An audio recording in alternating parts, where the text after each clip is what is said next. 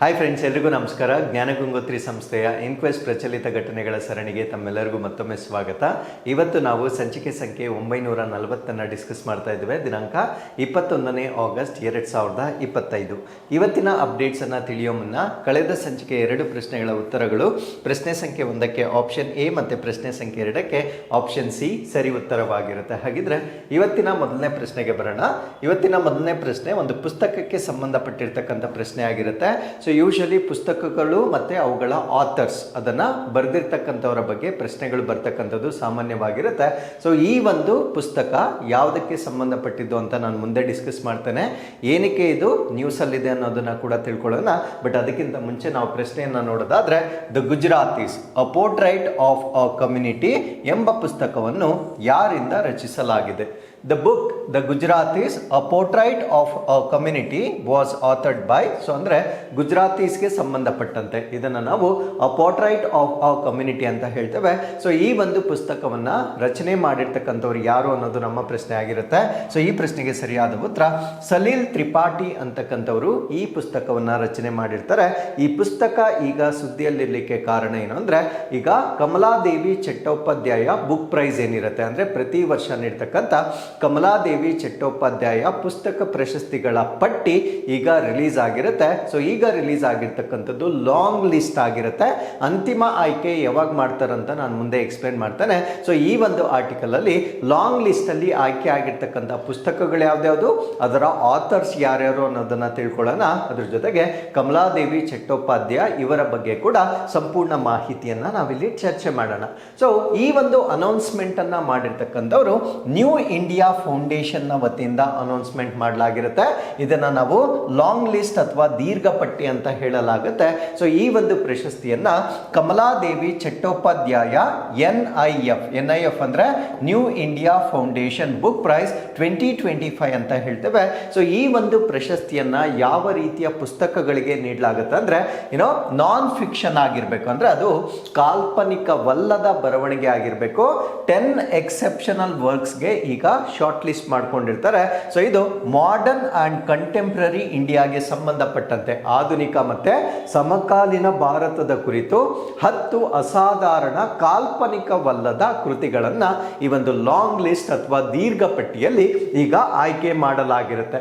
ಹಾಗಿದ್ರೆ ಯಾವ ರೀತಿಯ ಪುಸ್ತಕಗಳಿಗೆ ಈ ಒಂದು ಕ್ಯಾಟಗರಿಯಲ್ಲಿ ಪ್ರಶಸ್ತಿಯನ್ನ ನೀಡಲಾಗುತ್ತೆ ಅಂತ ನಾವು ನೋಡೋದಾದ್ರೆ ಬಯೋಗ್ರಫೀಸ್ ಅಂದ್ರೆ ಜೀವನ ಚರಿತ್ರೆಗಳ ಬಗ್ಗೆ ಬರೆದಿರ್ತಕ್ಕಂಥ ಪುಸ್ತಕಗಳು, ಪೊಲಿಟಿಕಲ್ ಮೂವ್ಮೆಂಟ್ಸ್ ರಾಜಕೀಯ ಚಳುವಳಿಗಳು, ಕಲ್ಚರಲ್ ಐಡೆಂಟಿಟೀಸ್ ಅಂದರೆ ಸಾಂಸ್ಕೃತಿಕ ಗುರುತುಗಳು, ಮತ್ತು ಸೋಷಿಯಲ್ ಟ್ರಾನ್ಸ್ಫಾರ್ಮೇಷನ್ಸ್ ಅಥವಾ ಸಾಮಾಜಿಕ ಪರಿವರ್ತನೆಗಳಿಗೆ ಒಳಗೊಂಡಂಥ ಪುಸ್ತಕಗಳಿಗೆ ಈ ಒಂದು ಅವಾರ್ಡನ್ನು ನೀಡಲಾಗುತ್ತೆ. ಸೊ ಈ ಅವಾರ್ಡನ್ನು ಸ್ಥಾಪನೆ ಮಾಡಿರ್ತಕ್ಕಂಥ ವರ್ಷ 2018ರಲ್ಲಿ ಸ್ಥಾಪನೆ ಮಾಡಲಾಗಿರುತ್ತೆ. ಸೊ ಈ ಒಂದು ಅವಾರ್ಡನ್ನು as I told you before non fictional ರೈಟಿಂಗ್ಸ್ಗೆ ಕೊಡ್ತಾರೆ. ಅಂದರೆ ಅದು ಕಾಲ್ಪನಿಕವಾಗಿರಬಾರ್ದು, ಅಂದರೆ ಕ್ರಿಯೇಟ್ ಮಾಡಿರಬಾರ್ದು, ಅದೊಂದು ನೈಜವಾಗಿರ್ತಕ್ಕಂಥ ಒಂದು ಸ್ಟೋರಿ ಆಗಿರಬೇಕಾಗಿರುತ್ತೆ. And that to post independence history ಅಂದರೆ ಸ್ವತಂತ್ರದ ನಂತರ ನಮ್ಮ ಭಾರತ ದೇಶದ ಇತಿಹಾಸಕ್ಕೆ ಸಂಬಂಧಪಟ್ಟಂತೆ ಬರೆದಿರ್ತಕ್ಕಂಥ ಪುಸ್ತಕಗಳಿಗೆ ನಾನ್ ಫಿಕ್ಷನಲ್ ಸ್ಟೋರೀಸ್ಗೆ ಕೊಡ್ತಕ್ಕಂಥ ಒಂದು ಅವಾರ್ಡ್ ಆಗಿ ನಾವು ಇದನ್ನ ಕನ್ಸಿಡರ್ ಮಾಡಬಹುದಾಗಿರುತ್ತೆ. ಹಾಗಿದ್ರೆ ಸೊ ಈ ಒಂದು ದೀರ್ಘ ಪಟ್ಟಿಯಲ್ಲಿ ಆಯ್ಕೆಯಾಗಿರ್ತಕ್ಕಂಥ 10 ಪುಸ್ತಕಗಳು ಯಾವ್ದ್ಯಾವುದು, ಅವುಗಳ ಆಥರ್ಸ್ ಯಾರ್ಯಾರು ನಮ್ಮ ಪರೀಕ್ಷೆಗೆ ಬಹಳ ಇಂಪಾರ್ಟೆಂಟ್ ಆಗುತ್ತೆ. ಸೊ ಅದನ್ನ ನಾವು ನೋಡೋದಾದ್ರೆ Savarkar and the making of Hindutva ಇದನ್ನ ಬರೆದಿರ್ತಕ್ಕಂಥವ್ರು ಜಾನಕಿ ಬಾಕ್ಲೆ ಅಂತಕ್ಕಂಥವ್ರು ಇದನ್ನ ಬರೆದಿರ್ತಾರೆ. ಸೊ ಇದು ಸವರ್ಕರ್ಗೆ ಸಂಬಂಧಪಟ್ಟಿರ್ತಕ್ಕಂಥ ಒಂದು ಪುಸ್ತಕವಾಗಿರುತ್ತೆ. So India's forgotten country a view from the margins ಅಂತಕ್ಕಂಥದ್ದು ಇದನ್ನ ಬರೆದಿರ್ತಕ್ಕಂಥವ್ರು ಬೇಲಾ ಬಾಟಿಯಾ ಅಂತಕ್ಕಂಥವ್ರು ಬರೆದಿರ್ತಕ್ಕಂಥ ಪುಸ್ತಕವಾಗಿರುತ್ತೆ. ಸೊ ಇನ್ನೊಂದನ್ನ ಇರು ಅಂತ ಹೇಳ್ತೇವೆ. ಇದು the remarkable life of Irawati Karve by Urmila Deshpande and Thiago Pinto Barbosa ಇವರು ಬರೆದಿರ್ತಕ್ಕಂಥ ಪುಸ್ತಕ. ಅಂದ್ರೆ ಊರ್ಮಿಳಾ ದೇಶಪಾಂಡೆ ಮತ್ತೆ ಥಿಯಾಗೋ ಪಿಂಟೋ ಬಾರ್ಬೋಸಾ ಇವರಿಬ್ರು ರಚಿಸಿರ್ತಕ್ಕಂಥ ಇರು ಐರಾವತಿ ಕರಾವೆಯ ಗಮನಾರ್ಹ ಜೀವನಕ್ಕೆ ಸಂಬಂಧಪಟ್ಟಂತೆ ಬರೆದಿರ್ತಕ್ಕಂಥ ಒಂದು ಪುಸ್ತಕವಾಗಿರುತ್ತೆ. So India's new east a new history by Avinash Paliwal. So Avinash Paliwal ರವರು ಬರೆದಿರ್ತಕ್ಕಂಥ ಇಂಡಿಯಾಸ್ ನಿಯರ್ ಈಸ್ಟ್ ಹೊಸ ಇತಿಹಾಸ ಅಂತಕ್ಕಂಥ ಒಂದು ಪುಸ್ತಕ ಕೂಡ ಇಲ್ಲಿ ಲಾಂಗ್ ಲಿಸ್ಟ್ಗೆ ಆಯ್ಕೆ ಆಗಿರುತ್ತೆ. ಸೊ ನೆಕ್ಸ್ಟ್ ಬರುತ್ತೆ gods guns and missionaries the making of the modern Hindu identity. So ಇದನ್ನ ಬರ್ದಿರ್ತಕ್ಕಂಥವ್ರು ಮನು ಪಿಳ್ಳೈ ಅಂತಕ್ಕಂಥವ್ರು. ಮನು ಪಿಳ್ಳೈ ಬರ್ದಿರ್ತಕ್ಕಂಥ ಗಾಡ್ಸ್ ಗನ್ಸ್ ಅಂಡ್ ಮಿಷನರೀಸ್ ಅಂತ ಹೇಳ್ತೇವೆ. ಸೊ ಈ ಪುಸ್ತಕ ಕೂಡ ಆಯ್ಕೆ ಆಗಿರುತ್ತೆ. Engineering a nation, the life and career of M Visvesvaraya. So ಈ ಪುಸ್ತಕವನ್ನ ಬರ್ದಿರ್ತಕ್ಕಂಥವ್ರು ಅಪರಾಜಿತ್ ರಾಮನಾಥ್ ಅಂತಕ್ಕಂಥವ್ರು ಸರ್ ಎಂ ವಿಶ್ವೇಶ್ವರಯ್ಯನವರ ಬಗ್ಗೆ ಬರ್ದಿರ್ತಕ್ಕಂಥ ಪುಸ್ತಕ ಕೂಡ ಇಲ್ಲಿ ಲಾಂಗ್ ಲಿಸ್ಟ್ಗೆ ಆಯ್ಕೆ ಆಗಿರುತ್ತೆ. ಸೊ ನೆಕ್ಸ್ಟ್ ಬರುತ್ತೆ the back stage of democracy, India's election campaigns and people who manage them by Amogh Dar Sharma. Amogh Dar ಶರ್ಮಾರವರು ಬರ್ದಿರ್ತಕ್ಕಂಥ ನಮ್ಮ ಭಾರತ ದೇಶದ ಎಲೆಕ್ಷನ್ ಕ್ಯಾಂಪೇನ್ಗಳಿಗೆ ಸಂಬಂಧಪಟ್ಟಂತೆ ಬರ್ದಿರ್ತಕ್ಕಂಥ ಪುಸ್ತಕವಾಗಿರುತ್ತೆ. ಸೊ ನೆಕ್ಸ್ಟ್ ಕಮಲಾದೇವಿ ಚಟ್ಟೋಪಾಧ್ಯಾಯ ಅವರ ಬಗ್ಗೆನೇ ಒಂದು ಪುಸ್ತಕವನ್ನ ಬರೆದಿರ್ತಾರೆ. ದ ಆರ್ಟ್ ಆಫ್ ಫ್ರೀಡಮ್ ಅಂತಕ್ಕಂಥ ಒಂದು ಪುಸ್ತಕವಾಗಿರುತ್ತೆ. ಸೊ ಇದನ್ನ ಬರೆದಿರ್ತಕ್ಕಂಥವ್ರು ನಿಕೋ ಸ್ಲೇಟ್ ಅಂತಕ್ಕಂಥವ್ರು ಬರೆದಿರ್ತಕ್ಕಂಥ ಪುಸ್ತಕ ಕೂಡ ಈ ಒಂದು ಪಟ್ಟಿಗೆ ಆಯ್ಕೆ ಆಗಿರುತ್ತೆ. ಸೊ ನೆಕ್ಸ್ಟ್ ಬರುತ್ತೆ ಐಕೋನೋಕ್ಲಾಸ್ಟ್. ಇದು ಏನೋ ಅಂಬೇಡ್ಕರ್ ಅವರಿಗೆ ಸಂಬಂಧಪಟ್ಟಿರ್ತಕ್ಕಂಥ ಪುಸ್ತಕ. Reflective biography of doctor Baba Saheb Ambedkar by Anand Teltumbde ಅಂತಕ್ಕಂಥವ್ರು ಬರೆದಿರ್ತಕ್ಕಂಥದ್ದು. ಆನಂದ್ ತೆಲ್ಟುಂಬ್ಡೆ ಅವರು ಬರೆದಿರ್ತಕ್ಕಂಥ ಅಂಬೇಡ್ಕರ್ಗೆ ಸಂಬಂಧಪಟ್ಟಿರ್ತಕ್ಕಂಥ ಒಂದು ಪುಸ್ತಕ ಕೂಡ ಆಯ್ಕೆ ಆಗಿರುತ್ತೆ. ದ ಗುಜರಾತೀಸ್, ಇದನ್ನೇ ನಾನು ಪ್ರಶ್ನೆಯಲ್ಲಿ ಕೊಟ್ಟಿದ್ದು. The Gujaratis a portrait of community. So ಇದನ್ನ ಬರೆದಿರ್ತಕ್ಕಂಥವ್ರು ಸಲೀಲ್ ತ್ರಿಪಾಠಿ ಅಂತಕ್ಕಂಥವ್ರು. ಸೊ ಈ ಒಂದು ಪುಸ್ತಕವನ್ನ ರಚನೆ ಮಾಡಿರ್ತಾರೆ. ಹಾಗಿದ್ರೆ ಈ ಲಾಂಗ್ ಲಿಸ್ಟ್ ಅಲ್ಲಿ ವಿಜೇತರನ್ನ ಯಾವಾಗ ಆಯ್ಕೆ ಮಾಡ್ತಾರೆ ಅಂದ್ರೆ ಡಿಸೆಂಬರ್ 6, 2025 ಅಂತಿಮ ವಿನ್ನರ್ ಅನ್ನ ಆಯ್ಕೆ ಮಾಡಲಾಗುತ್ತೆ. ಸೊ ಯಾರು ವಿನ್ ಆಗ್ತಾರೆ ಅವರಿಗೆ ಈ ಒಂದು ಅವಾರ್ಡ್ ನ ಮೂಲಕ 15 ಲಕ್ಷ ಪ್ರಶಸ್ತಿಯನ್ನ ಅಥವಾ ಕ್ಯಾಶ್ ಪ್ರೈಸ್ ಅನ್ನ ನೀಡಲಾಗುತ್ತೆ. ಹಾಗಿದ್ರೆ ಈ ಒಂದು ಅವಾರ್ಡಿನ ಹೆಸರು ಯಾರ ಮೇಲಿದೆ? ಕಮಲಾದೇವಿ ಚಟ್ಟೋಪಾಧ್ಯಾಯ ಅವರ ಬಗ್ಗೆ ನಾವು ಬೇಸಿಕ್ ಇನ್ಫಾರ್ಮೇಶನ್ ಅನ್ನ ಡಿಸ್ಕಸ್ ಮಾಡೋದಾದ್ರೆ ಇವರು ನಮ್ಮ ಭಾರತ ದೇಶದ ಫ್ರೀಡಮ್ ಫೈಟರ್, ಸ್ವತಂತ್ರ ಹೋರಾಟಗಾರ್ತಿ ಆಗಿರ್ತಾರೆ. ಫೆಮಿನಿಸ್ಟ್ ಅಂದ್ರೆ ಸ್ತ್ರೀವಾದಿ ಆಗಿರ್ತಾರೆ. ಅಂಡ್ ಕಲ್ಚರಲ್ ರಿವೈವಲಿಸ್ಟ್ ಅಂದ್ರೆ ನಮ್ಮ ಸಂಸ್ಕೃತಿಯನ್ನ ವಿರೋಧಿಸಿ ಅದನ್ನ ಪುನರುಜ್ಜೀವನ ಮಾಡ್ತಕ್ಕಂಥ ಒಂದು ಪ್ರಯತ್ನಗಳನ್ನ ಮಾಡಿರ್ತಕ್ಕಂಥ ಮಹಿಳೆ ಇವರಾಗಿರ್ತಾರೆ. ಸೊ ಇವರ ಜನನ ಆಗಿರ್ತಕ್ಕಂಥದ್ದು 1903, 1903ರಲ್ಲಿ ನಮ್ಮ ಕರ್ನಾಟಕದ ಮಂಗಳೂರಿನಲ್ಲಿ ಅವರ ಜನನ ಆಗುತ್ತೆ. ಸೊ ಅವರು ಯಂಗ್ ಏಜ್ ಇದ್ದಾಗ ಅಂದ್ರೆ ಅವರ ತಮ್ಮ ಎಳೆಯ ವಯಸ್ಸಿನಲ್ಲಿಯೇ ಅಥವಾ ಚಿಕ್ಕ ವಯಸ್ಸಿನಲ್ಲಿ ನಮ್ಮ ದೇಶದಲ್ಲಿದ್ದಂತಹ ಈ ಒಂದು ಸೋಷಿಯಲ್ ನಾರ್ಮ್ಸ್ ಏನಿರುತ್ತೆ, ಸಾಮಾಜಿಕ ರೂಢಿಗಳೇನಿರುತ್ತೆ, ಅದನ್ನ ಚಿಕ್ಕ ವಯಸ್ಸಿನಿಂದಲೇ ಅವರು ವಿರೋಧ ಮಾಡಲಿಕ್ಕೆ ಪ್ರಾರಂಭ ಮಾಡ್ತಾರೆ. ಸೊ ಅದಾದ್ಮೇಲೆ she is the first Indian women to run for legislative seat ಅಂದ್ರೆ ನಮ್ಮ ಭಾರತ ದೇಶದಲ್ಲಿ ಶಾಸಕ ಸ್ಥಾನಕ್ಕೆ ಸ್ಪರ್ಧಿಸಿದ ಮೊದಲ ಭಾರತೀಯ ಮಹಿಳೆ ಅಂತ ನಾವು ಇವರನ್ನ ಹೇಳ್ಬೋದಾಗಿರುತ್ತೆ. ಸೊ ಈ ಒಂದು ಲೆಜಿಸ್ಲೇಟಿವ್ ಸೀಟ್ಗೆ ಕಂಟೆಸ್ಟ್ ಮಾಡಿರ್ತಕ್ಕಂಥ ಫಸ್ಟ್ ಇಂಡಿಯನ್ ವುಮೆನ್ ಆಗಿ ನಾವು ಇವರನ್ನ ಕನ್ಸಿಡರ್ ಮಾಡಬಹುದಾಗಿರುತ್ತೆ. ಸೊ ಇದೆಲ್ಲದರ ಜೊತೆಗೆ ಇವರು ಸಾಲ್ಟ್ ಸತ್ಯಾಗ್ರಹ, ಉಪ್ಪಿನ ಸತ್ಯಾಗ್ರಹದಲ್ಲೂ ಕೂಡ ತುಂಬಾ ಸಕ್ರಿಯವಾಗಿ ಪಾಲ್ಗೊಳ್ತಾರೆ, ಪ್ರಮುಖವಾದ ಪಾತ್ರವನ್ನ ವಹಿಸ್ತಾರೆ. ಸೊ ಈ ಒಂದು ಸಾಲ್ಟ್ ಸತ್ಯಾಗ್ರಹವನ್ನ ಮಾಡುವ ಸಮಯದಲ್ಲಿ she was one of the first women to be arrested ಅಂದ್ರೆ ಮಹಿಳೆಯರಲ್ಲಿ ಬಂಧನಕ್ಕೊಳಗಾಗಿರ್ತಕ್ಕಂಥ ಮೊಟ್ಟ ಮೊದಲ ಮಹಿಳೆಯಾಗಿ ನಾವು ಇವರನ್ನ ನೋಡ್ಬೋದಾಗಿರುತ್ತೆ. ಸೊ ಅದಾದ್ಮೇಲೆ ಇವರನ್ನ ಕಲ್ಚರಲ್ ಚಾಂಪಿಯನ್ ಅಂತ ಕರಿತೀವಿ, ಅಂದ್ರೆ ಸಾಂಸ್ಕೃತಿಕ ಚಾಂಪಿಯನ್ ಅಂತ ಕರಿತೇವೆ. ಕಾರಣ ಏನು ಅಂದ್ರೆ ಇವರು ಇಂಡಿಯನ್ ಹ್ಯಾಂಡಿಕ್ರಾಫ್ಟ್ಸ್ ಅಂದ್ರೆ ನಮ್ಮ ಭಾರತ ದೇಶದ ಕರಕುಶಲ ವಸ್ತುಗಳಾಗಿರ್ಬೋದು, ಹ್ಯಾಂಡ್ಲೂಮ್ಸ್ ಆಗಿರ್ಬೋದು, ಕೈಮೊಗ್ಗಗಳಾಗಿರ್ಬೋದು, ಮತ್ತೆ ಥಿಯೇಟರ್ ಅಂದ್ರೆ ಈ ಒಂದು ರಂಗಭೂಮಿ ಏನಿರುತ್ತೆ, ಸೊ ಇದನ್ನ ಪುನರುಜ್ಜೀವನಗೊಳಿಸ್ತಕ್ಕಂಥ ಒಂದು ಸಾಧನೆಗಳನ್ನ ಮಾಡ್ತಾರೆ. ಪೋಸ್ಟ್ ಇಂಡಿಪೆಂಡೆನ್ಸ್ ಅಂದ್ರೆ ಸ್ವತಂತ್ರದ ನಂತರ ಇವುಗಳನ್ನೆಲ್ಲ ರಿವೈವ್ ಮಾಡ್ತಕ್ಕಂಥ ಒಂದು ಕಾಂಟ್ರಿಬ್ಯೂಷನ್ ಅಥವಾ ಕೊಡುಗೆಯನ್ನ ನಮ್ಮ ಭಾರತ ದೇಶಕ್ಕೆ ನೀಡಲಾಗಿರುತ್ತೆ. ಸೊ ಅವರ ಒಂದು ಪ್ರಯತ್ನದಿಂದ ನಮ್ಮ ದೇಶದಲ್ಲಿ ಸ್ಥಾಪನೆಗೊಂಡಿರ್ತಕ್ಕಂಥ ಕೆಲವೊಂದು ಘಟಕಗಳನ್ನ ನಾವು ನೋಡೋದಾದ್ರೆ ನ್ಯಾಷನಲ್ ಸ್ಕೂಲ್ ಆಫ್ ಡ್ರಾಮಾವನ್ನ ಇವರು ಸ್ಥಾಪನೆ ಮಾಡಲಿಕ್ಕೆ ಪ್ರಮುಖ ಪಾತ್ರವನ್ನ ವಹಿಸ್ತಾರೆ. ರಾಷ್ಟ್ರೀಯ ನಾಟಕ ಶಾಲೆ ಸ್ಥಾಪನೆ ಆಗುತ್ತೆ, ಸಂಗೀತ ನಾಟಕ ಅಕಾಡೆಮಿ ಸ್ಥಾಪನೆ ಆಗುತ್ತೆ, ಕ್ರಾಫ್ಟ್ಸ್ ಕೌನ್ಸಿಲ್ ಆಫ್ ಇಂಡಿಯಾ ಅಂದ್ರೆ ಭಾರತೀಯ ಕರಕುಶಲ ಮಂಡಳಿ ಸ್ಥಾಪನೆ ಆಗ್ಲಿಕ್ಕೂ ಕೂಡ ಇವರು ಪ್ರಮುಖ ಪಾತ್ರವನ್ನ ವಹಿಸಿರ್ತಕ್ಕಂಥ ಮಹಿಳೆ ಆಗಿರ್ತಾರೆ. ಅದಾದ್ಮೇಲೆ ಇವರು educated in London. So London ಅಲ್ಲಿ ತಮ್ಮ ಶಿಕ್ಷಣವನ್ನು ಪಡ್ಕೊಂಡಿರ್ತಾರೆ, ಅವರು ಸೋಷಿಯಾಲಜಿಯಲ್ಲಿ ಡಿಪ್ಲೊಮಾ ಮಾಡ್ತಾರೆ, ಅಂದರೆ ಸಮಾಜಶಾಸ್ತ್ರದಲ್ಲಿ ಅವರು ಡಿಪ್ಲೊಮಾವನ್ನು ಮಾಡಿರ್ತಾರೆ. ಸೊ ಅದ್ರ ಜೊತೆಗೆ ಗ್ಲೋಬಲಿ ಅವರು ಇನ್ಫ್ಲೂಯೆನ್ಸ್ ಆಗಿರ್ತಾರೆ, ಯಾಕಂದರೆ ಅವರು ಟ್ರಾವೆಲ್ ಮಾಡಿದ್ದರಿಂದ. ಸೊ ಜಾಗತಿಕವಾಗಿ ಈ ಒಂದು ಸ್ತ್ರೀವಾದಿ ಹೇಗಿತ್ತು ಅಂತಕ್ಕಂಥದ್ರ ಬಗ್ಗೆ ಹೆಚ್ಚಿನ ಹರಿವನ್ನು ಹೊಂದಿರತಕ್ಕಂಥ ಒಬ್ಬ ಮಹಿಳೆ ಆಗಿರ್ತಾರೆ. ಸೊ ಇವರಿಗೆ 1955ರಲ್ಲಿ ಪದ್ಮಭೂಷಣ ಅವಾರ್ಡನ್ನು ನೀಡಲಾಗುತ್ತೆ. 1987ನಲ್ಲಿ ಪದ್ಮವಿಭೂಷಣ ಅವಾರ್ಡನ್ನು ನೀಡಲಾಗುತ್ತೆ. ಆ್ಯಂಡ್ 1966 ಅಲ್ಲಿ ರಾಮನ್ ಮ್ಯಾಗ್ಸೆಸೆ ಅವಾರ್ಡ್ ಅನ್ನು ಕೂಡ ನೀಡಲಾಗುತ್ತೆ. ಸೊ ಇವರ ಒಂದು ಕಾಂಟ್ರಿಬ್ಯೂಷನ್ ಅನ್ನ ನೆನಪಿಸಿಕೊಳ್ಳುವ ಕಾರಣದಿಂದ ಜನವರಿ 26 ನಾವೇನು ರಿಪಬ್ಲಿಕ್ ಡೇ ಅನ್ನ ಸೆಲೆಬ್ರೇಟ್ ಮಾಡ್ತೇವೆ, ಸೊ ಅವಾಗ ನಾವು ಪಥಸಂಚಲನವನ್ನ ಮಾಡ್ತೇವೆ. ಸೊ ಈ ಒಂದು ಪಥಸಂಚಲನದ ಸಮಯದಲ್ಲಿ ನಮ್ಮ ಕರ್ನಾಟಕದ ವತಿಯಿಂದ ಒಂದು ಥೀಮ್ ಅನ್ನ ಪ್ರೆಸೆಂಟ್ ಮಾಡಿರ್ತೇವೆ. ಆ ಥೀಮ್ ಯಾವುದಕ್ಕೆ ಸಂಬಂಧಪಟ್ಟಿದೆ ಅಂದ್ರೆ ಕಮಲಾದೇವಿ ಚಟ್ಟೋಪಾಧ್ಯಾಯ ಮತ್ತೆ ಕರ್ನಾಟಕದ ಕರಕುಶಲ ವಸ್ತುಗಳಿಗೆ ಸಂಬಂಧಪಟ್ಟಂತೆ ಒಂದು ಥೀಮ್ ಅನ್ನ ನಾವು ಪ್ರೆಸೆಂಟ್ ಮಾಡಿರ್ತೇವೆ. ಸೊ ಅದನ್ನ ಯಾವ ವರ್ಷದ ರಿಪಬ್ಲಿಕ್ ಡೇ ಅಲ್ಲಿ ನಾವು ಪ್ರೆಸೆಂಟ್ ಮಾಡಿದ್ದೇವೆ ಅನ್ನೋದನ್ನ ನೀವು ಕಮೆಂಟ್ಸ್ ಅಲ್ಲಿ ತಿಳಿಸಬಹುದಾಗಿರುತ್ತೆ. ಸೊ ಇದು ಕಮಲಾದೇವಿ ಚಟ್ಟೋಪಾಧ್ಯಾಯರಿಗೆ ಸಂಬಂಧಪಟ್ಟಂತೆ ನಾವು ಪ್ರೆಸೆಂಟ್ ಮಾಡಿರ್ತಕ್ಕಂಥ ಒಂದು ಟ್ಯಾಬ್ಲ್ಯೂ ಆಗಿರುತ್ತೆ. So with this let's get into question number 2. 2026ರಲ್ಲಿ ಉಡಾವಣೆಗೊಳ್ಳಲಿರುವ ಯೋ ಮಿತ್ರ ಎಂದರೇನು? What is Vyommitra schedule to launch in 2026? ಈ ಸದನದಲ್ಲಿ ಸೊ ಈಗ ನಮ್ಮ ಸ್ಪೇಸ್ ಅಥವಾ ಬಾಹ್ಯಾಕಾಶ ಚಟುವಟಿಕೆಗಳಿಗೆ ಸಂಬಂಧಪಟ್ಟಂತೆ ಒಂದು ಚರ್ಚೆ ಆಗಿರುತ್ತೆ. ಈ ಒಂದು ಚರ್ಚೆಯ ಸಮಯದಲ್ಲಿ ನಮ್ಮ ಫ್ಯೂಚರ್ ಮಿಷನ್ಸ್ ಏನಿದ್ದಾವೆ ಅದರ ಡೇಟ್ಸ್ ಅನ್ನ ಮತ್ತೆ ಪ್ರೊನೌನ್ಸ್ ಮಾಡಿರ್ತಾರೆ. ಆ ಡೇಟ್ಸ್ ಯಾವ್ದ್ಯಾವ್ದು ಅನ್ನೋದನ್ನ ಮಾತ್ರ ಈ ಒಂದು ಆರ್ಟಿಕಲ್ ಅಲ್ಲಿ ನಾವು ಡಿಸ್ಕಸ್ ಮಾಡ್ತಾ ಇದ್ದೇವೆ. ಸೊ ಇದಕ್ಕೆ ಸಂಬಂಧಪಟ್ಟಂತೆ ಒಂದು ಅಪ್ಡೇಟ್ ಏನಂದ್ರೆ ಯೋ ಮಿತ್ರವನ್ನ ನಾವು 2026ಕ್ಕೆ ಲಾಂಚ್ ಮಾಡ್ತಾ ಇದ್ದೇವೆ. ಯೋ ಮಿತ್ರ ಅಂದ್ರೆ ಏನು ಅನ್ನೋದು ನಮ್ಮ ಪ್ರಶ್ನೆ ಆಗಿರುತ್ತೆ. ಸೊ ಈ ಪ್ರಶ್ನೆಗೆ ಸರಿಯಾದ ಉತ್ತರ ಮಾನವರಹಿತ ಹ್ಯೂಮನಾಯ್ಡ್ ರೋಬೋಟ್ ಮಿಷನ್ ಆಗಿರುತ್ತೆ. ಅಂದ್ರೆ an uncrewed humanoid robot mission. So robot ನ ಮುಖಾಂತರ ಮಾಡ್ತಕ್ಕಂಥದ್ದು, ಇಲ್ಲಿ ಯಾವುದೇ ರೀತಿಯ ಕ್ರ್ಯೂ ಅಥವಾ ಸಿಬ್ಬಂದಿ ಇಲ್ಲದೆ ಮಾಡ್ತಕ್ಕಂಥ ಒಂದು ಬಾಹ್ಯಾಕಾಶ ಚಟುವಟಿಕೆಯನ್ನು ನಾವು ಯೋ ಮಿತ್ರ ಅಂತ ಹೇಳ್ತೇವೆ. ಸೊ ಈ ಒಂದು ಆರ್ಟಿಕಲ್ ಅಲ್ಲಿ ನಮ್ಮ ಮೋಸ್ಟ್ ಇಂಪಾರ್ಟೆಂಟ್ ಮಿಷನ್ಸ್ ಯಾವ್ದು, ಅದರ ಟಾರ್ಗೆಟ್ ಇಯರ್ ಯಾವುದು, ಇದೆಲ್ಲ ಎಕ್ಸಾಮ್ ಬಹಳ ಇಂಪಾರ್ಟೆಂಟ್ ಆಗುತ್ತೆ. ಸೊ ಆ ಟಾರ್ಗೆಟ್ ಇಯರ್ಸ್ ಯಾವ್ದು ಅಂತ ನಾವು ನೋಡ್ತಾ ಬರೋಣ.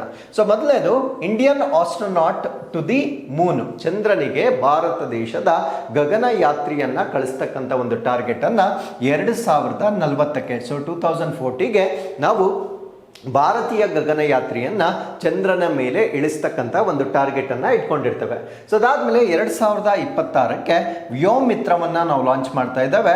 ವ್ಯೋಮ್ ಮಿತ್ರ ಅಂತಕ್ಕಂಥದ್ದು ಅನ್ಕ್ರೀವ್ಡ್ ಹ್ಯೂಮನಾಯ್ಡ್ ರಾಬರ್ಟ್ ಮಿಷನ್ ಆಗಿರುತ್ತೆ. ಅಂದ್ರೆ ಸಿಬ್ಬಂದಿ ರಹಿತ ಅಥವಾ ಮಾನವರಹಿತ ಹ್ಯೂಮನಾಯ್ಡ್ ರಾಬರ್ಟ್ ಮಿಷನ್ ಅನ್ನ ನಾವು ಕಳಿಸ್ತಾ ಇದ್ದೇವೆ.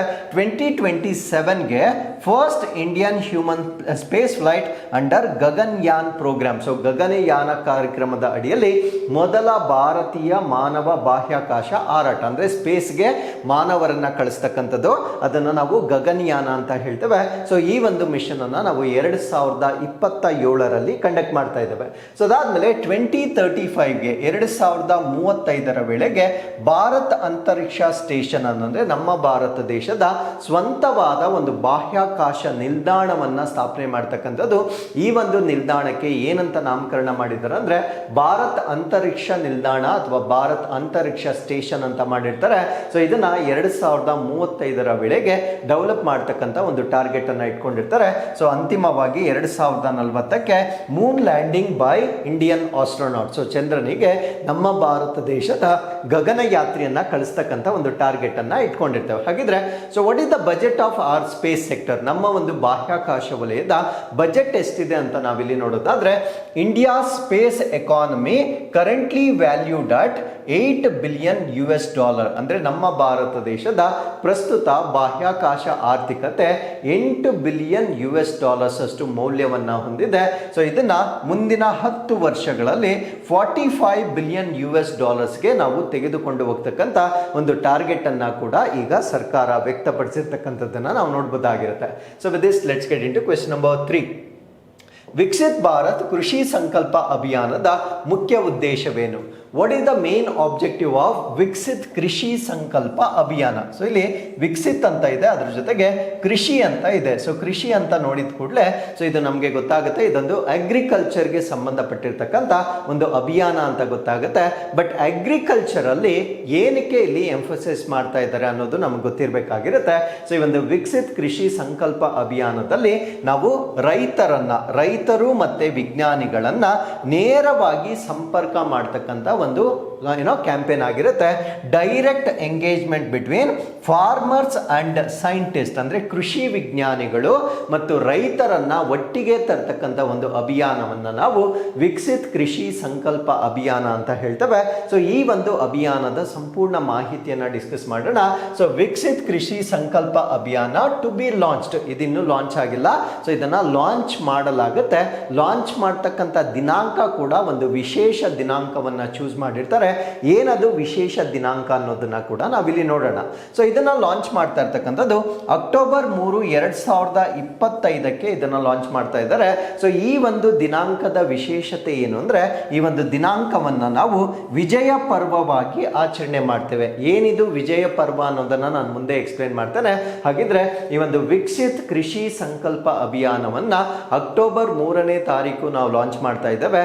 ಆ ಒಂದು ದಿನ ಇನ್ನೊಂದು ಮಹತ್ವವಾಗಿರ್ತಕ್ಕಂಥ ಒಂದು ದಿನಕ್ಕೆ ಅದು ಸಾಕ್ಷಿಯಾಗಿರುತ್ತೆ. ಆ ಒಂದು ದಿನವನ್ನ ನಾವೇನಂತ ಕರಿತೀವಿ ಅಂದ್ರೆ ವಿಜಯ ಪರ್ವ ಅಂತ ಕರಿತೇವೆ. ಹಾಗಿದ್ರೆ ಈ ಒಂದು ಸ್ಕೀಮ್ ನಲ್ಲಿ ಅಥವಾ ಅಭಿಯಾನದಲ್ಲಿ ನಾವು ಏನನ್ನ ಟಾರ್ಗೆಟ್ ಮಾಡ್ತಾ ಇದ್ದೀವಿ ಅಂದ್ರೆ, so transform Indian agriculture through direct engagement between farmers and agricultural scientist, ಅಂದ್ರೆ ರೈತರಿಗೆ ಮತ್ತೆ ಕೃಷಿ ವಿಜ್ಞಾನಿಗಳನ್ನ ನೇರವಾಗಿ ಸಂಪರ್ಕ ಮಾಡ್ತಕ್ಕಂಥದ್ದು. ಬಿಕಾಸ್ ರೈತರಿಗೆ ಅವರ ಬೆಳೆಗಳಿಗೆ ಸಂಬಂಧಪಟ್ಟಂತೆ ಸಾಕಷ್ಟು ಪ್ರಶ್ನೆಗಳಿರುತ್ತೆ. ಸೊ ಈವನ್ ವಿಜ್ಞಾನಿಗಳಿಗೂ ಕೂಡ ಆ ಒಂದು ಸಮಸ್ಯೆಗಳನ್ನ ತಿಳಿದುಕೊಂಡ ನಂತರ ಅವರು ಇನ್ನೂ ಹೆಚ್ಚಿನ ರಿಸರ್ಚ್ ಅಂಡ್ ಡೆವಲಪ್ಮೆಂಟ್ ಅನ್ನ ಮಾಡಬಹುದಾಗಿರುತ್ತೆ. ಸೊ ಈ ನಿಟ್ಟಿನಲ್ಲಿ ರೈತರು ಮತ್ತೆ ಕೃಷಿ ವಿಜ್ಞಾನಿಗಳನ್ನ ಒಂದು ಕಡೆ ತರ್ತಕ್ಕಂಥ ಒಂದು ಅಭಿಯಾನವಾಗಿ ನಾವು ಇದನ್ನ ನೋಡಬಹುದಾಗಿರುತ್ತೆ. So what are the objectives? So ಅವರನ್ನ ಒಂದು ಕಡೆ ತರೋದ್ರಿಂದ ಏನನ್ನ ನಾವು ಅಚೀವ್ ಮಾಡಬಹುದು ಅಂತ ನಾವು ನೋಡೋದಾದ್ರೆ, ಪ್ರಮೋಟ್ ಸೈಂಟಿಫಿಕ್ ಫಾರ್ಮಿಂಗ್ ಪ್ರಾಕ್ಟೀಸಸ್, ಅಂದ್ರೆ ನಮ್ಮ ಒಂದು ಕೃಷಿಯನ್ನ ವೈಜ್ಞಾನಿಕವಾಗಿ ಮಾಡ್ತಕ್ಕಂಥದ್ದು. ಸಸ್ಟೈನಬಲ್ ಅಗ್ರಿಕಲ್ಚರ್ ಅಂದ್ರೆ ಸುಸ್ಥಿರ ಕೃಷಿಗೆ ಹೆಚ್ಚಿನ ಪ್ರಾಮುಖ್ಯತೆಯನ್ನು ನೀಡ್ತಕ್ಕಂಥದ್ದು. And two way communication between farmers and experts, ಅಂದ್ರೆ ರೈತರು ಮತ್ತೆ ಈ ಎಕ್ಸ್ಪರ್ಟ್ಸ್ ಅಥವಾ ತಜ್ಞರು ಏನಿರ್ತಾರೆ, ಸೊ ಅವರ ಎರಡೂ ಕಡೆಯಿಂದ ಒಂದು ಸಂವಹನವನ್ನ ಹೆಚ್ಚು ಮಾಡ್ತಕ್ಕಂಥದ್ದು ಇದರ ಉದ್ದೇಶವಾಗಿರುತ್ತೆ. And disseminate region specific advises, ಅಂದ್ರೆ ನಮ್ಮ ಭಾರತ ದೇಶವನ್ನ ಅಥವಾ ಇನ್ಫ್ಯಾಕ್ಟ್ ನಮ್ಮ ಕರ್ನಾಟಕವನ್ನ ಈ ಆಗ್ರೋ ಕ್ಲೈಮೆಟಿಕ್ ಝೋನ್ಸ್ ಆಗಿ ನಾವು ಡಿವೈಡ್ ಮಾಡಿರ್ತೇವೆ. ಸೊ ಕೃಷಿ ಹವಾಮಾನ ವಲಯಗಳು ಅಂತ ಹೇಳ್ತೇವೆ. ಸೊ ನಮ್ಮ ಕರ್ನಾಟಕದಲ್ಲಿರ್ತಕ್ಕಂಥ ಆಗ್ರೋ ಕ್ಲೈಮೆಟಿಕ್ ಝೋನ್ಸ್ ಎಷ್ಟಿದ್ದಾವೆ ಅದನ್ನ ನೀವು ಕಮೆಂಟ್ಸ್ ಅಲ್ಲಿ ತಿಳಿಸಬಹುದಾಗಿರುತ್ತೆ.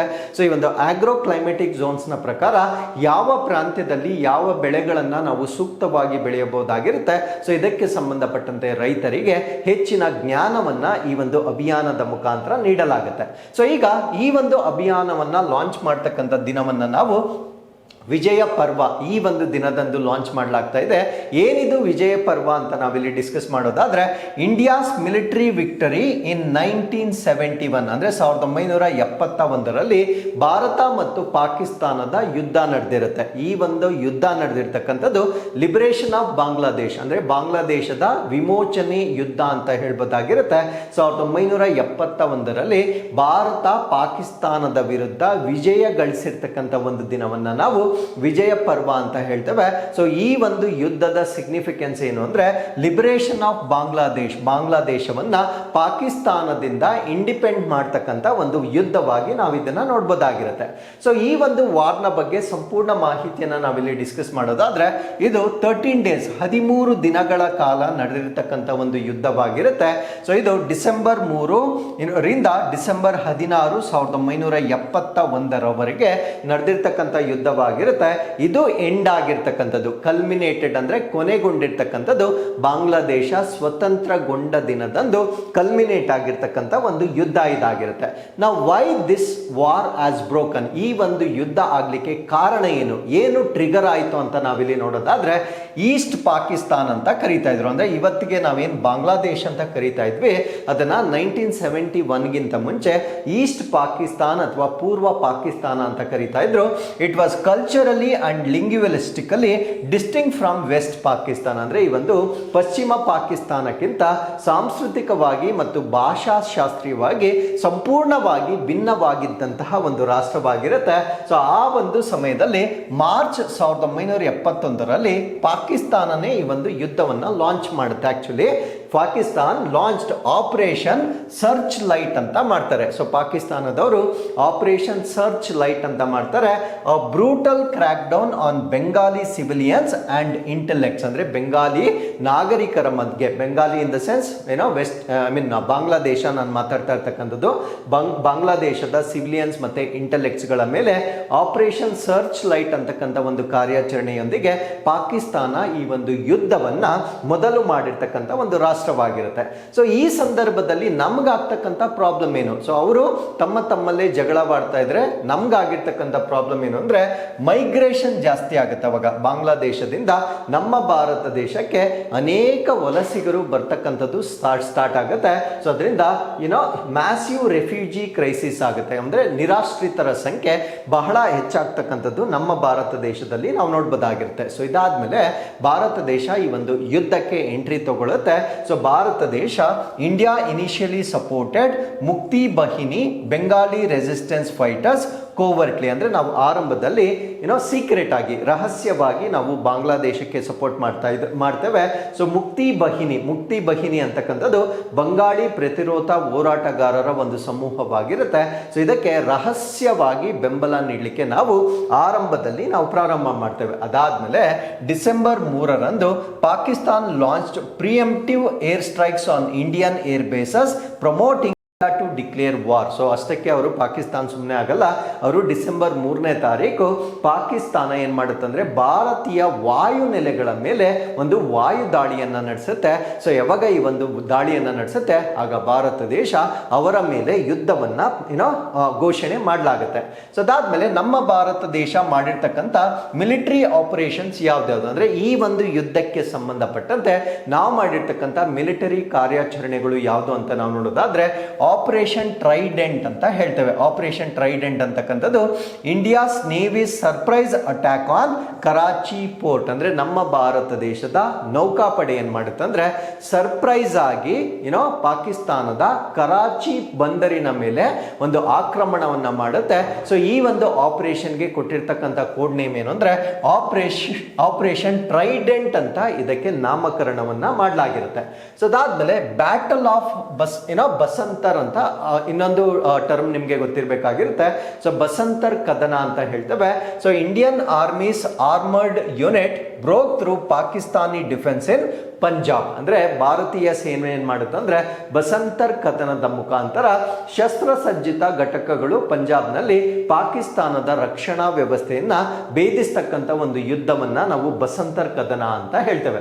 ಸೊ ಅದಾದ್ಮೇಲೆ Indian air force dominated the skies, ಅಂದ್ರೆ ನಮ್ಮ ಭಾರತ ದೇಶದ ವಾಯುಪಡೆ ಕೂಡ ಸೊ ತಮ್ಮ ಒಂದು ಕ್ಷೇತ್ರದಲ್ಲಿ ಅಥವಾ ತಮ್ಮ ಒಂದು ಡಿಫೆನ್ಸ್ ನಲ್ಲಿ ಅತ್ಯಂತ ಪ್ರಾಬಲ್ಯವನ್ನ ಸಾಧಿಸಿರ್ತಕ್ಕಂಥದ್ದನ್ನ ನಾವು ಈ ಯುದ್ಧದಲ್ಲಿ ನೋಡಬಹುದಾಗಿರುತ್ತೆ. ಸೊ ಏನಾಯ್ತು ಇವಾಗ? ಸೊ ಯುದ್ಧದಲ್ಲಿ ನಮ್ಮ ಭಾರತ ದೇಶ ಸೊ ಎಲ್ಲಾ ಕ್ಷೇತ್ರಗಳಲ್ಲೂ ಕೂಡ ಪ್ರಾಬಲ್ಯವನ್ನ ಸಾಧಿಸಲಿಕ್ಕೆ ಪ್ರಾರಂಭವಾಗುತ್ತೆ. ಅಲ್ಟಿಮೇಟ್ಲಿ ವಿಕ್ಟರಿ ಆದ್ಮೇಲೆ ಏನಾಯ್ತು ಅಂತ ನಾವಿಲ್ಲಿ ನೋಡೋದಾದ್ರೆ on December 16, 1971 lieutenant general AAK Niazi of Pakistan signed the instrument of surrender in Dhaka before Lieutenant General Jagdeep Singh Arora, marking the birth of Bangladesh. So December 16, 1671ರಂದು ಪಾಕಿಸ್ತಾನದ ಲೆಫ್ಟಿನೆಂಟ್ ಜನರಲ್ ಆಗಿರ್ತಕ್ಕಂಥ AAK ನಿಯಾಜಿ ಅಂತ ಕರೀತೇವೆ. So ಇವರು ಢಾಕಾದ lieutenant governor ಆಗಿರ್ತಕ್ಕಂಥ ಜಗದೀಶ್ ಸಿಂಗ್ ಅರೋರಾ ಅವರ ಮುಂದೆ ಶರಣಾಗತಿ ಪತ್ರಕ್ಕೆ ಸಹಿ ಹಾಕ್ತಾರೆ. ಸೊ ಯಾವಾಗ ಈ ಒಂದು ಸಹಿಯನ್ನ ಹಾಕ್ತಾರೆ ಆಗ ಬಾಂಗ್ಲಾದೇಶ ಒಂದು ಹೊಸ ರಾಷ್ಟ್ರವಾಗಿ ಜನನವನ್ನ ಪಡೆದುಕೊಂಡಿರ್ತಕ್ಕಂಥ ಒಂದು ದಿನವಾಗಿರುತ್ತೆ. ಸೊ ಅದಾದ್ಮೇಲೆ over 93,000 Pakistani troops surrendered, the largest after world war II ಅಂದರೆ ವಿಶ್ವ ಸಮರ 2ರ ನಂತರ ಅತ್ಯಂತ ದೊಡ್ಡ ಜನಸಂಖ್ಯೆಯ ಶರಣಾಗತಿಯನ್ನು ನಾವಿಲ್ಲಿ ನೋಡ್ಬೋದಾಗಿರುತ್ತೆ. 93,000ಕ್ಕೂ ಹೆಚ್ಚು ಪಾಕಿಸ್ತಾನಿ ಪಡೆಗಳು ಶರಣಾಗಿರ್ತಕ್ಕಂಥದ್ದನ್ನು ನಾವು ನೋಡ್ಬೋದಾಗಿರುತ್ತೆ. ಇನ್ಫ್ಯಾಕ್ಟ್ ಈ ಒಂದು ಯುದ್ಧದಲ್ಲಿ ಬೆನಿಫಿಟ್ ಆಗಿರ್ತಕ್ಕಂಥದ್ದು, ಮೇಜರ್ ಬೆನಿಫಿಟ್ ಆಗಿರ್ತಕ್ಕಂಥದ್ದು ಬಾಂಗ್ಲಾದೇಶಕ್ಕೆ. ಬಟ್ ಅನ್ಫಾರ್ಚುನೇಟ್ಲಿ ಬಾಂಗ್ಲಾದೇಶದವರು today they are troubling people of India in their own country, so that is very unfortunate circumstances. So India captured 15,000 square kilometers of territory in the west and later returned under the Shimla agreement. ಅಂದ್ರೆ ನಮ್ಮ ಭಾರತ ದೇಶದವರು ಏನ್ ಮಾಡ್ತಾರೆ ಅಂದ್ರೆ ಈ ಪಶ್ಚಿಮದಲ್ಲಿ 15,000 ಚದರ ಪ್ರದೇಶವನ್ನ ನಮ್ಮ ವಶಕ್ಕೆ ತೆಗೆದುಕೊಂಡಿರ್ತೇವೆ ಅಂದ್ರೆ ಈ ಒಂದು ಯುದ್ಧದ ಸಮಯದಲ್ಲಿ. ಬಟ್ ಒಂದು ಶಿಮ್ಲಾ ಒಪ್ಪಂದ ಅಂತ ಒಂದಾಗುತ್ತೆ. ಸೊ ಆ ಒಂದು ಒಪ್ಪಂದ ಆದ ನಂತರ ನಾವು ಮತ್ತೆ ಅದಕ್ಕೆ ಪಾಕಿಸ್ತಾನಕ್ಕೆ ಬಿಟ್ಟುಕೊಡ್ಲಾಗುತ್ತೆ. ಸೊ ಡಿಸೆಂಬರ್ 16 ನಾವು ವಿಜಯ್ ದಿವಸ ಅಂತ ಸೆಲೆಬ್ರೇಟ್ ಮಾಡ್ತೀವಿ. ನಮ್ಮ ಭಾರತ ದೇಶದಲ್ಲಿ ವಿಜಯ ದಿವಸವಂತ ಸೆಲೆಬ್ರೇಟ್ ಮಾಡ್ತೇವೆ. ಸೊ ಬಾಂಗ್ಲಾದೇಶದಲ್ಲಿ ಇದೇ ದಿನಾಂಕವನ್ನ ವಿಕ್ಟರಿ ಡೇ ಅಂತ ಸೆಲೆಬ್ರೇಟ್ ಮಾಡಲಾಗುತ್ತೆ ಅಥವಾ ವಿಜಯ ದಿನವೆಂದು ಬಾಂಗ್ಲಾದೇಶದಲ್ಲಿ ಈ ಒಂದು ದಿನವನ್ನ ಸೆಲೆಬ್ರೇಟ್ ಮಾಡಲಾಗುತ್ತೆ. So with this let's get into question number 4. ಪ್ರಾಥಮಿಕ ಅಮೀಬಿಕ್ ಮೆನಿಂಜೋ ಎನ್ಸೆಫಲೈಟಿಸ್ ಯಾವ ಜೀವಿಯಿಂದ ಉಂಟಾಗುತ್ತದೆ? Primary amoebic meningoencephalitis caused by which organism? So ಈ ಪ್ರಶ್ನೆಗೆ ಸರಿಯಾದ ಉತ್ತರ ನೆಗ್ಲೇರಿಯಾ ಫೌಲೇರಿಯಿಂದ ಉಂಟಾಗ್ತಕ್ಕಂಥ ಒಂದು ಕಾಯಿಲೆ ಆಗಿರುತ್ತೆ. ಸೊ ಮೆನಿಂಜೈಟಿಸ್ ಅಂದ್ರೆ ಏನು? ಮೆನಿಂಜೈಟಿಸ್ ಅಂದ್ರೆ ನಮ್ಮ ಮೆದುಳಿನ ಔಟರ್ ಮೋಸ್ಟ್ ಲೇಯರ್ ಅನ್ನು ನಾವು ಮೆನಿಂಜಸ್ ಅಂತ ಕರಿತೇವೆ. ಸೊ ಈ ಮೆನಿಂಜಸ್ ಏನಾಗುತ್ತೆ ಅಂದ್ರೆ ಸ್ವೆಲ್ ಆಗುತ್ತೆ, ಊದ್ಕೊಳ್ಳುತ್ತೆ. ಈ ಒಂದು ಕಾಯಿಲೆಯನ್ನು ನಾವು ಮೆನಿಂಜೋ ಎನ್ಸೆಫಲೈಟಿಸ್ ಅಂತ ಕರಿತೇವೆ. ನಮ್ಮ ಬ್ರೈನ್ ಮತ್ತೆ ಸ್ಪೈನಲ್ ಕಾರ್ಡ್ ನ ಸುತ್ತ ಇರ್ತಕ್ಕಂಥ ಈ ಒಂದು ಮೆನಿಂಜಸ್ ಏನಿರುತ್ತೆ ಅದು ಊದಿಕೊಳ್ತಕ್ಕಂಥ ಒಂದು ಕಾಯಿಲೆಯನ್ನು ನಾವು ಮೆನಿಂಜೈಟಿಸ್ ಅಂತ ಹೇಳ್ತೇವೆ. ಸೊ ಈಗ ಇದು ಸುದ್ದಿಯಲ್ಲಿರ್ಲಿಕ್ಕೆ ಕಾರಣ ಏನು ಅಂದ್ರೆ health department issues alert against amoebic meningoencephalitis ಅಂದ್ರೆ ಈ ಒಂದು ಮೆನಿಂಜೋ ಎನ್ಸೆಫಲೈಟಿಸ್ ಏನಿರುತ್ತೆ ಸೊ ಇದರ ವಿರುದ್ಧವಾಗಿ ಆರೋಗ್ಯ ಇಲಾಖೆ ಈಗ ಎಚ್ಚರಿಕೆಯನ್ನ ಕೊಟ್ಟಿರುತ್ತೆ. ಸೊ ಎಚ್ಚರಿಕೆಯನ್ನ ಕೊಟ್ಟಿರಬೇಕಾಗಿದ್ದರೆ ಈ ಕಾಯಿಲೆ ನಮ್ಮ ಭಾರತ ದೇಶದಲ್ಲಿ ಎಲ್ಲಾದ್ರೂ ಪತ್ತೆ ಆಗಿರಬೇಕಾಗಿರುತ್ತೆ. ಸೊ ಎಲ್ಲಿ ಕಂಡು ಬಂದಿದೆ ಅನ್ನೋದನ್ನ ನಾವು ನೋಡೋಣ. ಸೊ ಏನಿದು ಕಾಯಿಲೆ? ಫಸ್ಟ್ ಆಫ್ ಆಲ್ ಸೊ ಇದು ಕೇರಳ ಹೆಲ್ತ್ ಡಿಪಾರ್ಟ್ಮೆಂಟ್, ಸೊ ಕೇರಳದಲ್ಲಿ ಕಂಡು ಬಂದಿರತಕ್ಕಂಥ ಒಂದು ಕಾಯಿಲೆ ಆಗಿರುತ್ತೆ. ಸೊ ಕೇರಳದ ಕೋಝಿಕೋಡ್ನಲ್ಲಿ ಕಂಡು ಬಂದಿರತಕ್ಕಂಥ ಕಾಯಿಲೆ ಆಗಿರುತ್ತೆ. ಸೊ 3 ಕೇಸಸ್ ರಿಪೋರ್ಟ್ ಆಗಿರುತ್ತೆ. ಈ ಕಾಯಿಲೆಯನ್ನು ನಾವು ಪ್ರೈಮರಿ ಅಮೀಬಿಕ್ ಮೆನಿಂಜೋ ಎನ್ಸೆಫಲೈಟಿಸ್ ಅಂತ ಹೇಳ್ತೇವೆ. ಇದೊಂದು rare but deadly brain infection ಆಗಿರುತ್ತೆ. ಅಂದ್ರೆ ತುಂಬಾ ಅಪರೂಪ, ಬಟ್ ಅದು ಬಂದ್ರೆ ತುಂಬಾ ಫೇಟಲ್ ಆಗಿರ್ತಕ್ಕಂಥ ಒಂದು ಕಾಯಿಲೆ ಆಗಿರುತ್ತೆ. ಸೊ ಇದನ್ನ ಉಂಟು ಮಾಡ್ತಕ್ಕಂಥ ಅಮೀಬಾವನ್ನ ನಾವು ನೆಗ್ಲೇರಿಯಾ ಫೌಲೇರಿ ಅಮೀಬಾ ಅಂತ ಹೇಳ್ತೇವೆ. ಸೊ ಇದೊಂದು ಬ್ರೈನ್ ಈಟಿಂಗ್ ಅಮೀಬಾ ಆಗಿರುತ್ತೆ, ಅಂದ್ರೆ ಮೆದುಳನ್ನ ತಿಂತಕ್ಕಂತ ಒಂದು ಅಮೀಬಾ ಆಗಿರುತ್ತೆ. ಸೊ ಈ ಒಂದು ಕಾಯಿಲೆ 3 ಕೇಸಸ್ಗಳು ಕೇರಳದಲ್ಲಿ ಪತ್ತೆ ಆಗಿರುತ್ತೆ. So what is this infection is all about ಅಂತ ನಾವು ನೋಡೋದಾದ್ರೆ ಸೊ ಅದು ಯಾವ ಅಮೀಬಾದಿಂದ ಬರುತ್ತೆ ಅಂತ ನಮಗೆ ಗೊತ್ತಾಯ್ತು. ಈ ಅಮೀಬಾ ಎಲ್ಲಿರುತ್ತೆ ಅಂತ ನಾವು ನೋಡೋದಾದ್ರೆ ವಾರ್ಮ್ ಸ್ಟಾಗ್ನೆಂಟ್ ಫ್ರೆಶ್ ವಾಟರ್ ಅಂದ್ರೆ ಸ್ವಲ್ಪ ಬೆಚ್ಚಗಿರ್ತಕ್ಕಂಥ ಸ್ಟಾಗ್ನೆಂಟ್ ನಿಂತಿರ್ತಕ್ಕಂಥ ಸಿಹಿ ನೀರಿನಲ್ಲಿ ಲೈಕ್ ಪಾಂಡ್ಸ್ ಕೊಳಗಳಾಗಿರ್ಬೋದು, ಲೇಕ್ಸ್ ಆಗಿರ್ಬೋದು, ಮತ್ತೆ ಪೂರ್ಲಿ ಮೇಂಟೈನ್ಡ್ ಪೂಲ್ಸ್. ಸೊ ಅಂದ್ರೆ ಈ ಒಂದು ಸ್ವಿಮ್ಮಿಂಗ್ ಪೂಲ್ಸ್ ಗಳೇನಿರುತ್ತೆ, ಕೊಳಗಳೇನಿರ್ತವೆ, ಅದನ್ನ ನಾವು ಸರಿಯಾಗಿ ನಿರ್ವಹಣೆ ಮಾಡದೇ ಇರತಕ್ಕಂಥ ಪೂಲ್ಸ್ ಏನಿರುತ್ತೆ ಸೊ ಅಲ್ಲಿ ಕಂಡು ಬರ್ತಕ್ಕಂಥ ಒಂದು ಪ್ರೋಟೋಜುವಾ ಅಥವಾ ಅಮೀಬವಾಗಿ ನಾವು ಇದನ್ನ ನೋಡ್ಬೋದಾಗಿರುತ್ತೆ. So it enters the body through the nose, travels to brain and destroys human tissues. ಅಂದ್ರೆ ಇದು ನಮ್ಮ ಮೂಗಿನ ಮುಖಾಂತರ ಎಂಟರ್ ಆಗಿ ನಮ್ಮ ಮೆದುಳಿಗೆ ಸೇರಿಕೊಂಡು ಮೆದುಳಿನ ಅಂಗಾಂಶಗಳನ್ನ ಡೆಸ್ಟ್ರಾಯ್ ಮಾಡ್ತಕ್ಕಂಥ ಒಂದು ಅಮೀಬವಾಗಿರುತ್ತೆ. So it is not contagious. Luckily ಇದು ಒಬ್ಬರಿಂದ ಇನ್ನೊಬ್ಬರಿಗೆ ಹರಡ್ತಕ್ಕಂಥ ಒಂದು ಕಾಯಿಲೆ ಆಗೋದಿಲ್ಲ. So person to person contact ನ ಮುಖಾಂತರ ಇದು ಸ್ಪ್ರೆಡ್ ಆಗದೇ ಇರತಕ್ಕಂಥ ಒಂದು ಕಾಯಿಲೆ ಆಗಿರುತ್ತೆ. ಸೊ ಇದರ ಸಿಂಪ್ಟಮ್ಸ್, ಈ ಕಾಯಿಲೆ ಬಂದಾಗ ಯಾವ ರೋಗ ಲಕ್ಷಣಗಳು? ಕಾಯಿಲೆ ಬಂದಾಗ 5ರಿಂದ 10 ದಿನಗಳವರೆಗೆ ಅವರಿಗೆ ಕಾಯಿಲೆಗಳ ಲಕ್ಷಣಗಳು ಕಾಣಿಸ್ಲಿಕ್ಕೆ ಪ್ರಾರಂಭವಾಗುತ್ತೆ. ಸಿವಿಯರ್ ಹೆಡ್ಏಕ್ ಮತ್ತೆ ನಾಶಿಯಾ ವಾಮಿಟಿಂಗ್, ಯಾಕಂದ್ರೆ ಬ್ರೈನ್ ಅನ್ನ ತಿನ್ನೋದ್ರಿಂದ ಆಬ್ವಿಯಸ್ಲಿ ತಲೆನೋವು ಹೆಚ್ಚಾಗುತ್ತೆ. ಸ್ಟಿಫ್ ನೆಕ್ ಮತ್ತೆ ಸೆನ್ಸಿಟಿವ್ ಟು ಲೈಟ್, ಅಂದ್ರೆ ನಮ್ಮ ನೆಕ್ ಅಲಗಾಡೋದಿಲ್ಲ, ಸ್ಟಿಫ್ ಆಗಿರುತ್ತೆ. ಮತ್ತೆ ಬೆಳಕನ್ನ ನೋಡಿದ್ರೆ ನಾವು ಸೂಕ್ಷ್ಮತೆ ಅಂದ್ರೆ ಬೆಳಕನ್ನ ಹೆಚ್ಚು ಕಾಲ ನೋಡ್ಲಿಕ್ಕೆ ಆಗೋದಿಲ್ಲ. ಸೊ ಈ ಒಂದು ಕಾಯಿಲೆ ಬರುತ್ತೆ.